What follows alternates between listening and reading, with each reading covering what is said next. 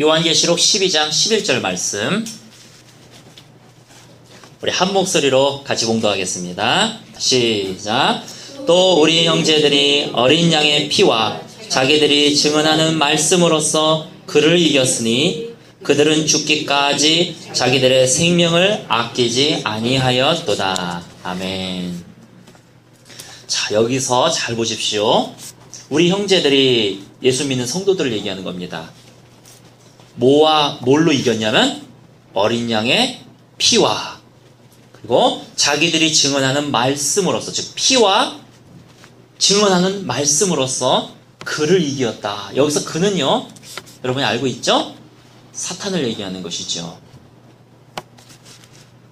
다시 얘기합니다. 우리 형제들이, 예수 믿는 사람들은 어린 양의 피로써 사탄을 이길 수 있다. 이렇게 쓰여져 있는 거예요. 그들은 죽기까지 자기들의 생명을 아끼지 아니하였도다. 예수님의 보혈은요, 사탄을 대적할 수 있는 권능을 가지고 있습니다. 20년 동안에 심령술사, 즉 사단을 숭배했던 사람으로 있었던 그 사람의 이야기를 들은 적이 있습니다. 그가 어떻게 우여곡절 끝에 예수 그리스도를 믿고 새 사람이 되었는데, 그가 20년 동안 사단을 숭배했었기 때문에 사단의 속성들이라든지 그런 것들 잘 알고 있었어요. 그는 눈으로 사단을 볼 수 있는 사람이었었어요. 사단이 재밌는 것은 예배 시간에 종교적인 교회들 많이 있잖아요. 와가지고 같이 예배를 드린대요. 사단들도. 그래가지고 자리 곳곳에 앉아가지고 같이 찬양도 부르고 말씀도 듣고 한다고 합니다. 성령님이 임하시는 교회는 그렇게 못하겠죠. 그러나 누가 그런 말을 하더라고요. 대한민국에서는 성령님이 사라져도 예배는 1시간 잘 드려지게 될 거라고. 쓴소리 있죠. 저는 우리 교회가 그렇게 되지 않도록 기도하고 성령님을 초청하고, 제가 엊그저께도 우리 교회를 하나님께 올려드렸어요. 주님, 이 찬양마을교회는 제게 아닙니다. 저는 그냥 부목사입니다. 하나님이 담임 목사님입니다. 예수님께 우리 교회를 드립니다. 주께서 키를 잡으셔서 알아서 우리 교회를 끌고 가 주시옵소서. 그렇게 요 며칠 전에도 또 주님 앞에 드렸어요. 우리 교회를. 저는 교회를 막 창대하게 만들 생각도 없어요.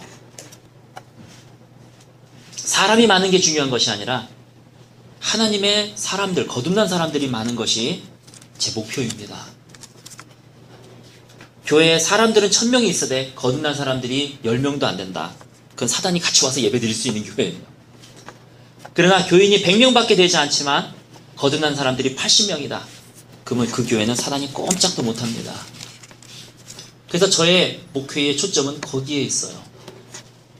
교회가 사람을 위해서 존재하는 것이 아니라 교회는 하나님의 뜻을 이루기 위해서 존재하는 것입니다. 하나님께 예배하는 것이고 하나님께 기도하는 것이고, 교회는 하나님을 위해서 존재합니다. 그럼 물론 하나님은 또 우리를 회복시키시고 그러시죠. 어떻게 하면은 이 예배 가운데 하나님이 임하게 하실까? 어떻게 하면 하나님을 높여드릴 수 있을까? 어떻게 하면 하나님을 위한 교회가 될 수 있을까? 그것이 제 목표예요. 제 모든 목회의 결정 방향은 거기에 있습니다. 어떻게 하면 성령님이 임하시는 교회가 될까? 그럼 성령님이 임하시면 교회는 살아서 움직이게 되고 거듭나게 되고 수많은 사람들이 고침을 받게 되고, 성령님이 이 교회를 끌고 가는 교회가 되면 하나님의 큰 뜻을 이룰 수 있는 통로가 되어지는 것입니다. 이 세상의 빛과 소금의 역할을 감당하게 되는 것이지요. 어쨌든 아무리 종교적인 교회라 하더라도 이 찬양 하나만 나오면은 사단들이 도망을 간대요. 어떻게 할 수가 없대요. 정말로 예수 믿지 않는 사람들이 이 찬양을 하더라도 사단은 도망갈 수밖에 없대요. 그게 뭐 어떤 찬양이냐면은 보혈의 찬양이래요. 보혈의 찬양. 그래서 다른 찬양 부를 때는 그냥 이때 해 뜨는 데부터 해지는 데까지 하면 찬양도 사단도 같이 앞에서 한대요. 해 뜨는 데부터 분열시키기. 그들의 목적은 딴 데 있으니까 분열시키고 막 서로 싸우게 하고 분노하게 하고 졸게 하고. 좀 미안한 얘기지만 진짜 조론마귀가 있더라고요. 저는 조론마귀가 목사님이 지어낸 건 줄 알았는데 제가 거기다 적어놨어요. 이사야서에 보니까 졸음의 영이 있어요.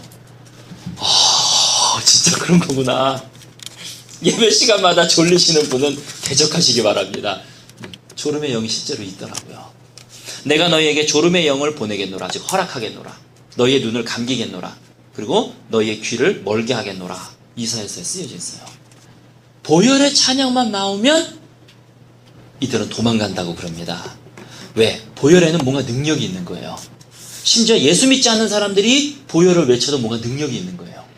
예수 믿지 않는 사람들이 예수의 이름만 불러도 뭔가 능력이 있는 것처럼, 내가 주의 이름으로 선지자 노릇하고, 내가 주의 이름으로 사단도 내어 쫓고 귀신도 내어 쫓고 내가 주의 이름으로 능력을 행하였나이다 했을 때 주께서 말씀하시죠.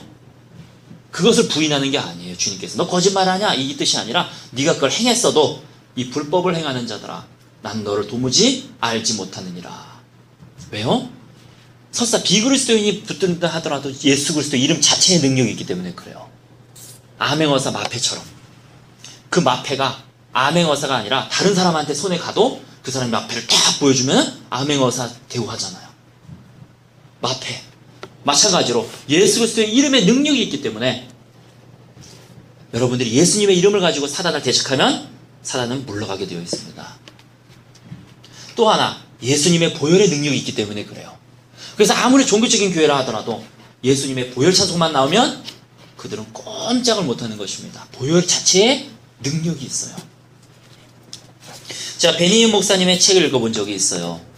베니힌 목사님이 안녕하세요 성령님으로 유명하시잖아요. 그 다음에 두 번째 책이 아마 성령님의 기름 부음일 거고 세 번째 책이 더 블러드예요. 예수님의 보혈이라는 책인데 제가 그 책을 아마 예전에 그것도 최준호 성도한테 내가 그 책을 받았어요. 아이러니컬하죠? 내가 최준호 성도한테 예수님의 보혈의 소개를 받았어요. 참. 어쨌든 그 예수님의 보혈 책을 제가 읽고 있다가 어떤 거에 깜짝 놀랐냐면은 밑에 도둑이 들어왔대요. 미국 집은 2층짜리 집이잖아요. 베니힌 목사님 집에 도둑이 들어왔어요. 1층에. 자기는 2층에 침실에서 자고 있었는데 벌벌벌 떨리는 거예요. 와서 막 뒤지고 있는 거예요. 주님 어떻게 해야 됩니까? 어떻게 해야 됩니까? 막 기도하다가 예수님의 보혈이 생각이 났대요. 그래서 예수님의 보혈로 우리 집을 덮으시옵소서. 예수님의 보혈로 나를 덮으시옵소서. 이렇게 기도했대요. 그 기도가 끝나자마자 갑자기 후다닥다닥다닥 막 도망을 가더래요. 마치 뭘 봐가지고 겁나가지고 막 도망가는 사람처럼. 와! 그러더니 막 도망을 가더래요. 그걸 읽고 예수님의 보혈에 뭔가 자체에 뭔가 능력이 있는데 이게 뭐지? 우리 창세기 4장 10절을 보겠습니다. 창세기 4장 10절 우리 한 목소리로 같이 봉독하겠습니다. 시작. 이르시되 내가 무엇을 하였느냐 내 아우의 핏소리가 땅에서부터 내게 호소하느니라. 피는 목소리를 가지고 있습니다. 피는 호소합니다. 피는 그래서 생명이에요. 피는 죽어있는 게 아니에요. 성경에는 피는 곧 생명이니라 이렇게 되어 있어요. 그래서 피는 호소할 수 있어요. 피는 살아있어요.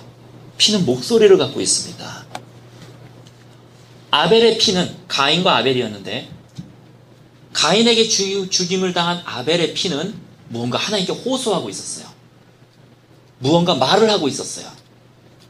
억울한 자의 피는요 하나님께 억울함을 호소합니다. 주님 이 사람 억울하게 죽었어요. 하나님 이 아벨은 억울하게 죽었어요. 가인에게 찔려 죽었어요.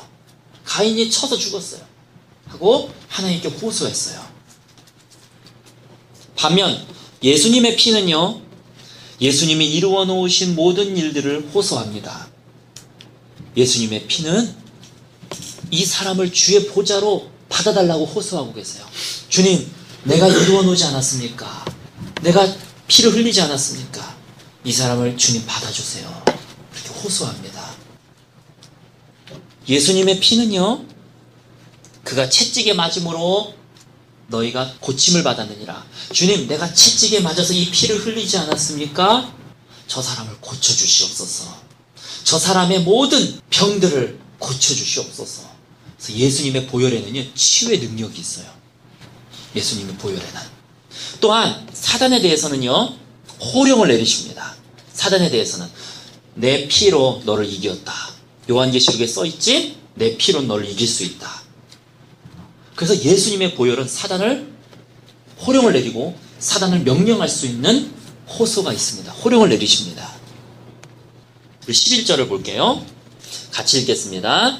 땅이 그 입을 벌려 내 손에서부터 내 아우의 피를 받았은즉 내가 땅에서 저주를 받으리니.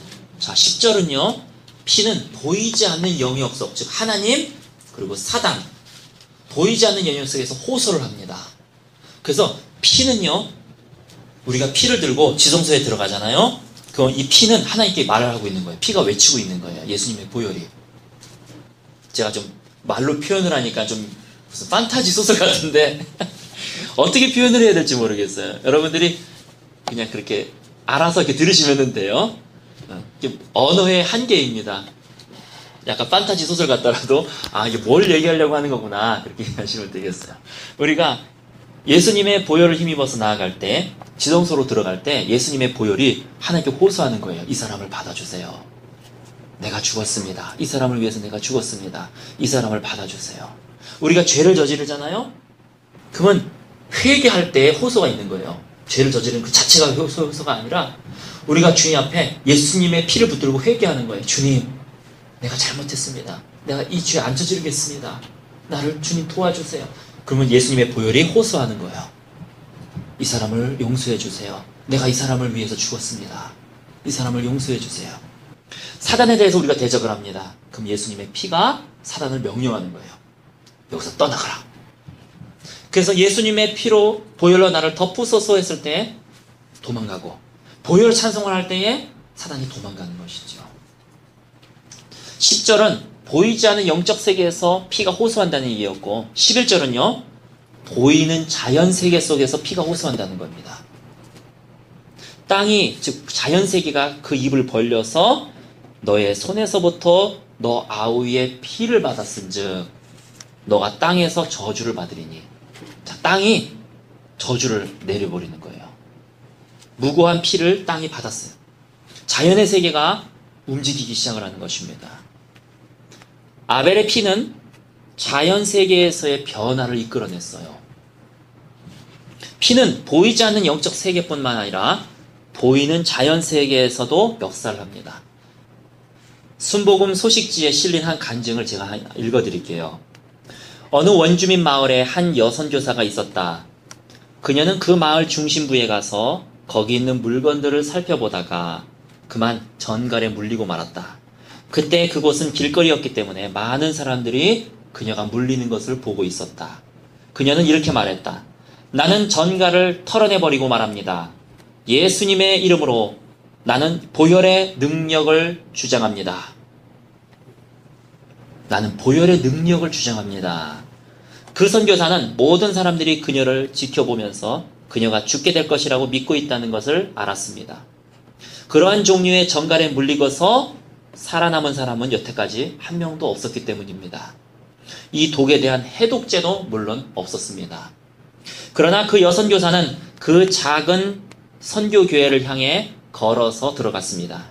온 마을 사람들이 그녀가 쓰러져 죽을 것을 기대하고 기다리며 따라갔습니다. 그러나 거기서 아무런 일도 일어나지 않았습니다.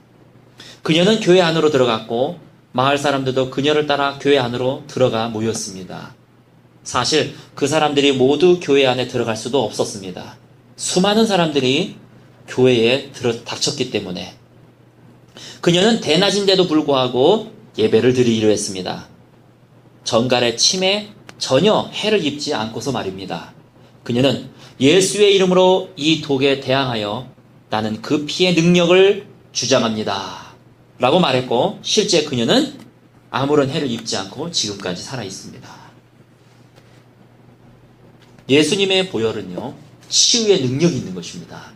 보이는 세계에서 예수의 피가 호소하고 있어요. 또한 보이지 않는 세계에서도 예수의 피는 호소하고 있습니다. 아픈 사람에게 있으면 여러분 예수님의 보혈로 덮으시기 바랍니다. 그가 채찍에 맞음으로 너희가 나음을 입었도다.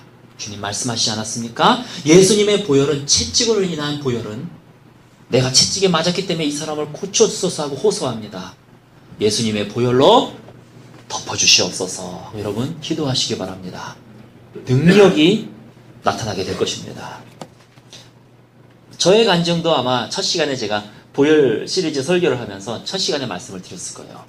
제가 너무나 디프레스 돼가지고 너무나 막 눌려가지고 어떻게 할 줄을 모르는 상황 속에서 막 목회도 막 포기하고 싶고 막 너무나 두렵고 이런 상황 속에서 제가 갑자기 이걸 어떻게 좀 탈출하고 싶은데 이 눌림을, 이 굴레를 어떻게 좀 누가 이렇게 내 머리를 확 씌운 것 같아요. 뭔가 굴레로 막 뒤집어 씌운 것 같아요. 비닐로 뒤집어 씌운 것 같아요. 막 답답한 거예요. 이거 막 확 데쳐버리고 싶어요.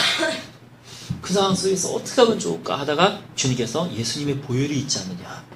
예수님의 보혈로 너가 대적해라. 그래서 제가 예수님의 보혈로 저를 덮으시옵소서. 그리고 영으로 예수님의 보혈로 보혈이 나를 쫙 씻겨내려 침례하듯이 막 씻겨내려가는 것을 내가 영으로 묵상을 했어요. 영으로 이미지를 그렸어요.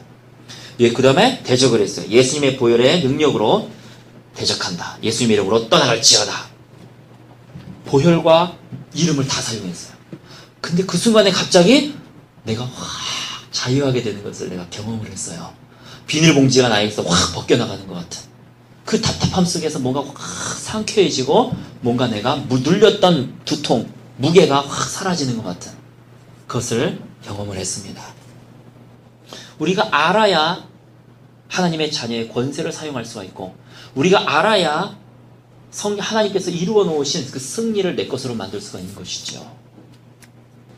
유명한 목사님 중에서 마에시 차부다 목사님이 계셔요. 이분이 인도 사람인데 힌두교 신자였었어요. 힌두교 사제가 되려고 할 정도로 힌두교 신자였었는데 예수님이 그냥 방문해 버리셨어요. 그래서 이분이 예수님을 만나서 유명한 목사님이 되셨어요. 정말로 유명하신 목사님이에요. 이분의 책 중에서 가장 위대한 능력 보혈이라고 하는 책이 있습니다.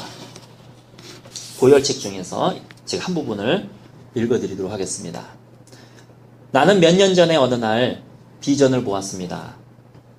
사람들이 거대한 흡혈귀나 박쥐처럼 보이는 동물들의 공격을 당하고 있었습니다.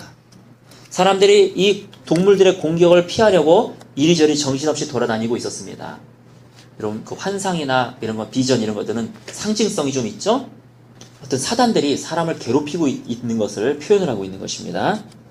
괴물들은 마치 상어의 이빨처럼 커다란 이빨로 사람들의 등과 목을 물어뜯는 중이었습니다. 나는 박쥐들의 등에 글씨가 씌어져 있는 것을 보았습니다. 한 놈의 박쥐에는 이혼, 다른 박쥐에게는 중독, 또 다른 박쥐에게는 암이라고 하는 글귀가 쓰여 있었습니다. 낙태, 자살, 우울증이라는 글씨도 박쥐들에게 쓰여져 있었습니다.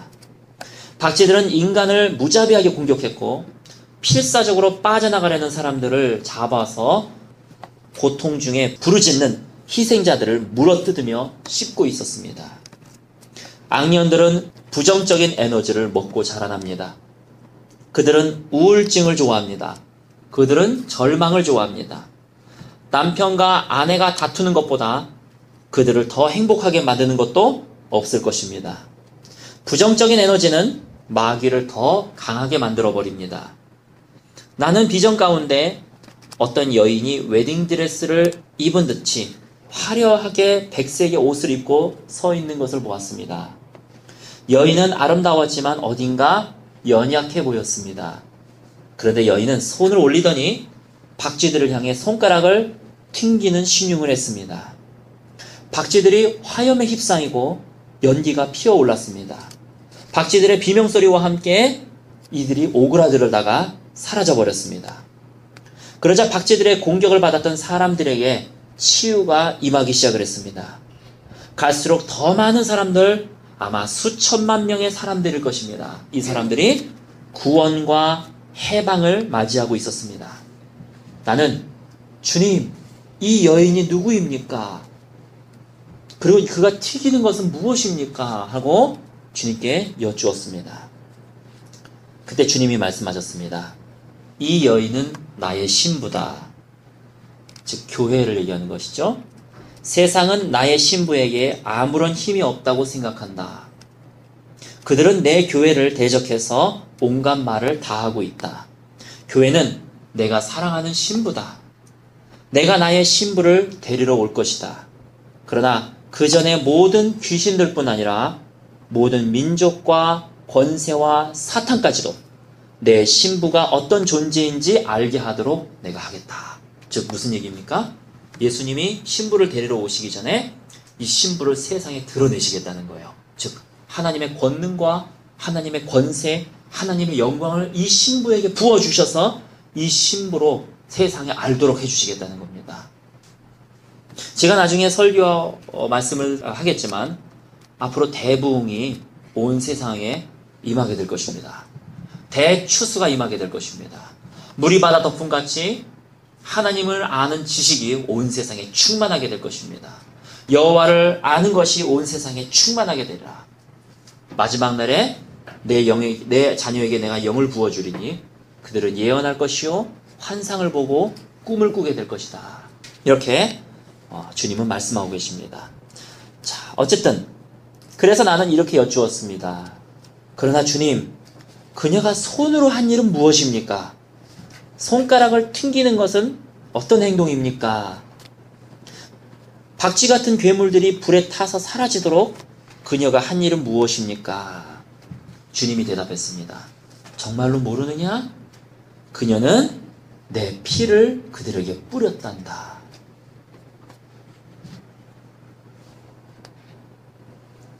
여러분 한번 이렇게 따라서 해보시기 바랍니다. 예수님의 이름으로 이 병에 대항하여 나는 그 피의 능력을 주장합니다. 이거는요, 아까 그 순복음 소식지에 실렸던 선교사의 기도지요. 한번 따라서 해보세요. 예수님의 이름으로 이 병에 대항하여 예수님의 피의 능력을 주장합니다. 한 번 더 할게요. 예수님의 이름으로 이 병에 대항하여 예수님의 보혈의 능력을 주장합니다. 여러분 그 기도를 아픈 자에게 지금부터 하시기 바랍니다. 너무 길죠? 너무 길어서 잘 모르겠죠? 보혈의 능력을 주장합니다. 그것만 생각하시면 돼요. 보혈의 능력을 주장합니다. 즉 보혈의 능력을 의지합니다. 같은 말이에요. 보혈의 능력을 의지합니다. 보혈의 능력으로 명합니다. 보혈의 능력을 주장합니다. 그 다음에 베니 목사님이 하셨던 그 기도, 아까 얘기했던, 한번 따라서 해볼게요. 예수 그리스도의 보혈로 나의 몸을 덮으시옵소서. 이건 간단하죠? 예수님의 보혈로 내 머리를 덮으시옵소서. 예수님의 보혈로 내 눈을 덮으시옵소서. 그 다음에 또 한번 따라서 해보세요. 보혈의 능력으로 사단을 대적합니다. 나사렛 예수 그리스도의 이름으로 우리 가정을 무너뜨리는 악한 영들은 당장 떠나갈지어다. 사단에게 명령할 때는 사자가 호령하듯이 명령을 해야 되지, 예수님의 이름으로 이러면 안 돼요. 그럼 사단이 물론 예수님의 보혈의 능력이 있어 도망가겠지만 예수님의 보혈의 능력으로 사단을 대적합니다. 나사렛 예수 그리스도의 이름으로 명하노니 떠나갈지어다. 이렇게 여러분들이 기도하시는 저와 여러분 되시기를 예수님의 이름으로 축원합니다. 우리 같이 기도하시겠습니다.